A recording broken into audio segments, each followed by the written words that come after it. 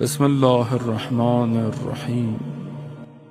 آیت اللہ قمشی تفسیر قرآن، مفسر قرآن فرماتے ہیں کہ جب انسان کی روح نکلتی ہے تو روح اور بدن دونوں ایک دوسرے کے ساتھ کھینچاؤ میں رکھتے ہیں۔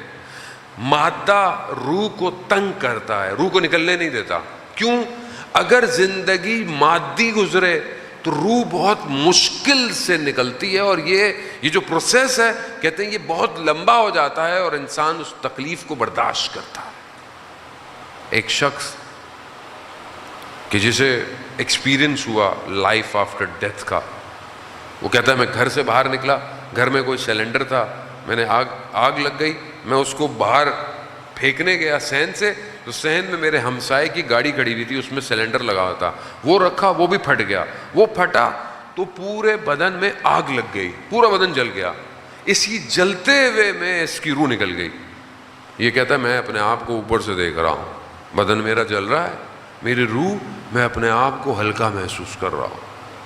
اچانک سے دیکھا کہ میری ماں آئی اور اس نے گریا شروع کر دیا، رونا شروع کر دیا، اور چیخ و پکار، اس کی چیخ و پکار اور اس کے گریے نے میری روح واپس بدن میں گئی۔ لیکن یہ جو پروسیس تھا نا دوبارہ بدن کا، یہ بالکل ایسا تھا کہ انسان تیغ تلواروں کے اوپر سے گزرتا ہوا واپس جا رہا ہے۔ پھر میں گیا، میں نے پائپ اٹھایا، اپنے آپ کو ڈالا، اتنے میں ایمبولنس آئی، مجھے لے کے گئی، لیکن جیسے ہی میں ہاسپٹل پہنچا تو 100% برن تھا، پوری باڈی جل چکی تھی، وہ سب کپڑے شپڑے چپک گئے تھے۔ اب مجھے انہوں نے اتارنا تھا، لیکن جب آپ کو کچھ اتاریں گے تو وہ کہتے ہیں کہ ظاہر ہے پین کلر یا انیستھیزیا لگائیں، لیکن باڈی میں کہیں جگہ ہی نہیں تھی کہ انیستھیزیا لگے، بے ہوش کیا جائے۔ مجبوراً مجھے زندہ حالت میں، ہوش کی حالت میں میری کھال کو کھینچا گیا۔ جیسے ہی میری کھال کھینچی دوبارہ میری روح پرواز کر گئی، دوبارہ میں نے دیکھا، پھر میں وہی ہوں۔ لیکن پھر وہی چیزیں دیکھنے کے بعد واپس جب میری روح گئی، پھر وہی تکلیف۔ عزیزان محترم، یہ لفظوں میں کہنا بہت آسان ہے، بہت آسان، لیکن جب روح نکلتی ہے، روایات کہتی ہیں 300 تلواروں کی نوکیں جب بدن میں چپ رہی ہوں روح ویسے نکلتی ہے۔ لیکن جو رجب کے آخری روزے رکھتا ہے اس کی روح خوشبو کی طرح باہر نکل جاتی ہے۔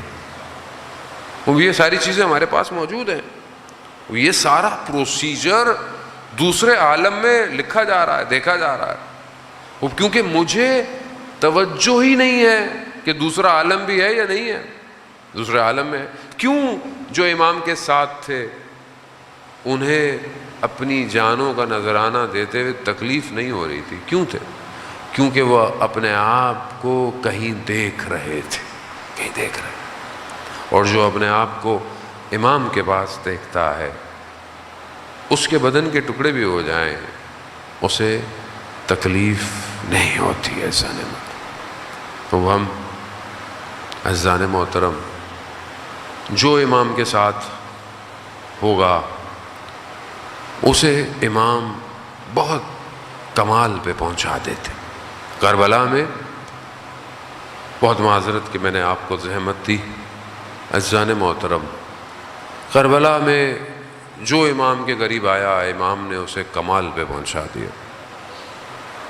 کربلا میں کیسی کیسی ہستیاں ہیں، کیسی ہستیاں ہیں، معصوم کوئی نہیں ہے سوائے امام کے، لیکن آپ دیکھیں ان کے مقام دیکھیں، حضرت ابو الفضل العباس مقام دیکھیں آپ، جناب علی اکبر، جناب علی اصغر، اب یہ ہستیاں، یہ آسان نہیں ہے۔ آج آپ ان کا ذکر کرتے ہیں، آج آپ ان کے لیے رو رہے ہیں، یہ کوئی عام دنیا ہے، یہ وادی عام وادی نہیں ہے، یہ کسی اور وادی میں ماجرا ہر سال ہوتا ہے تو آپ کی آنکھوں میں آنسو آنا شروع ہو جاتے ہیں، یہ ماجرا ریپیٹ ہو رہا ہے۔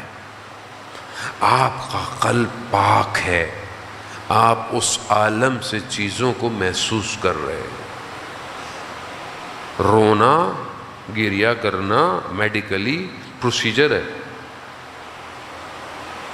آپ بیٹھے ہوئے ہیں, آپ کے آنکھوں میں وہ لکوڈ تھوڑی ڈالا جاتا ہے, وہ جو آئیز کے لیے, بیماری کے لیے, کسی کے لیے آپ کو ڈالیں تو آپ رونا ہے. نہیں, یہ رونا آپ کا, آپ کے احساسات کچھ الفاظ سے سنک ہوتے ہیں, ارتعاش پیدا ہوتا ہے. یہ ارتعاش آپ کے باطن قلب میں جاتا ہے. یہ جب آپ کے باطن قلب میں جاتا ہے تو منظر کشی ہونا شروع ہو جاتی ہے. یہ منظر کشی کسی اور عالم میں ہے. یہ منظر کشی جب ہوتی ہے تو فیومز آپ کے قلب سے اٹھنا شروع ہوتے ہیں.